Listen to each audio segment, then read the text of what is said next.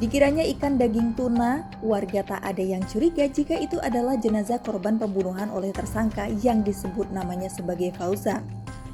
Sakit hati menjadi alasan tersangka Fauzan ini tega menghabisi nyawa Sinta Handayani, kekasih gelapnya, bahkan sampai memutilasinya. Inilah asmara dalam sebuah peristiwa. Jangan lupa subscribe Citayam The Series terlebih dahulu. Rangkaian cerita kriminal ini berdasarkan realita yang ada. Dirangkum dari berbagai sumber pemberitaan media, tetap waspada, jadikan setiap kejadian sebuah pelajaran dan kewaspadaan. Jangan lupa subscribe. Nelayan di sekitar Danau Muara Baru, Jakarta Utara digegerkan dengan penemuan mayat tanpa kepala yang ada di dalam sebuah kardus.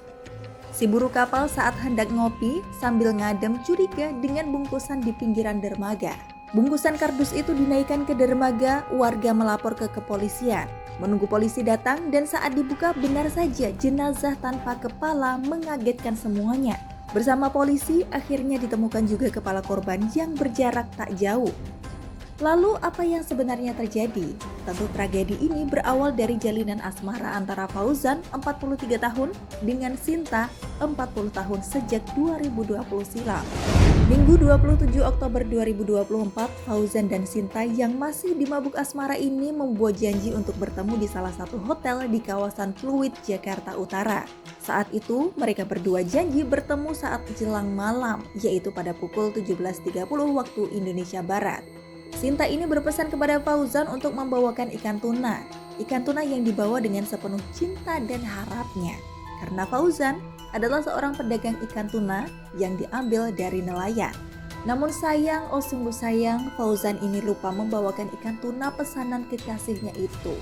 Dan menyuruh Sinta untuk mengambilnya langsung ikan tuna segar di rumah Fauzan. Tentunya setelah keduanya melakukan kegiatan bermesraan di hotel tersebut.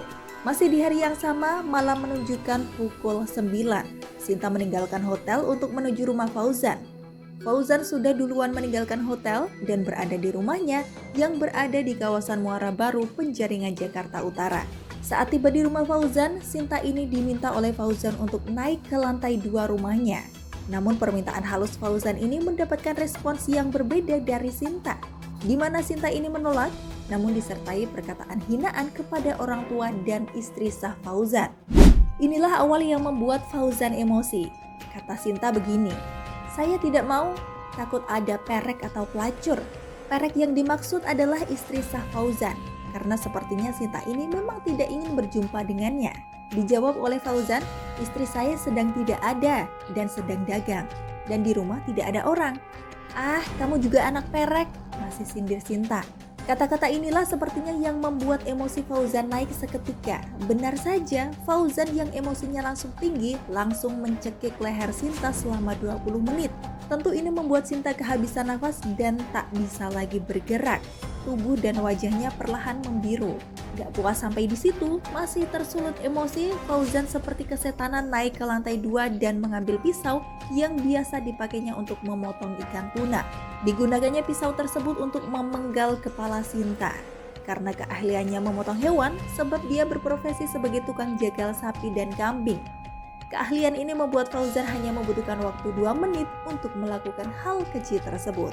Gak cukup sampai di situ, Fauzan masih berusaha menghilangkan jejak Sinta dengan mencoba menghapus sidik jari korban. Waktu menunjukkan pukul 10 malam, Fauzan membuang kepala Sinta yang sudah dimasukkan ke dalam kantong plastik dan karung kecil. Dia membuangnya di sekitar Jalan Polairut, pintu air Muara Baru, Jakarta Utara.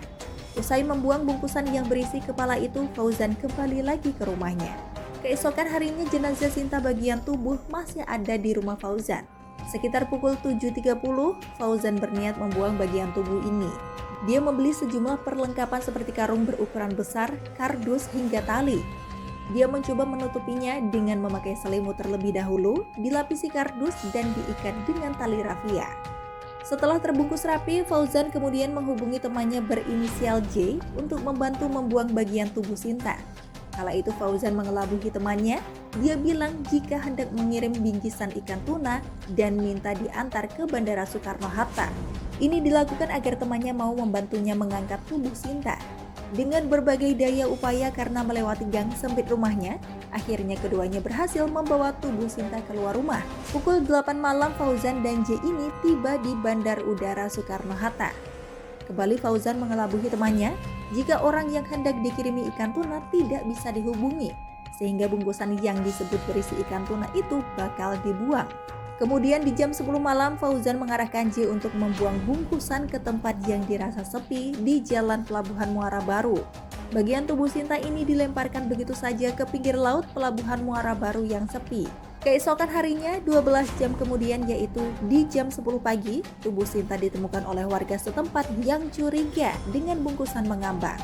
Dan tak lama, dalam jarak 600 meter, bagian kepala Sinta pun ditemukan. Polisi gerak cepat melakukan penyelidikan dan pelaku mengarah kepada Fauzan. Saat hendak ditangkap, Fauzan ini berusaha melawan petugas hingga timah panas bersarang di kakinya. Dan Fauzan berhasil ditangkap dan ditetapkan sebagai tersangka dengan jerat pasal 388 KUHP tentang pembunuhan dengan ancaman 15 tahun penjara. Tetaplah waspada.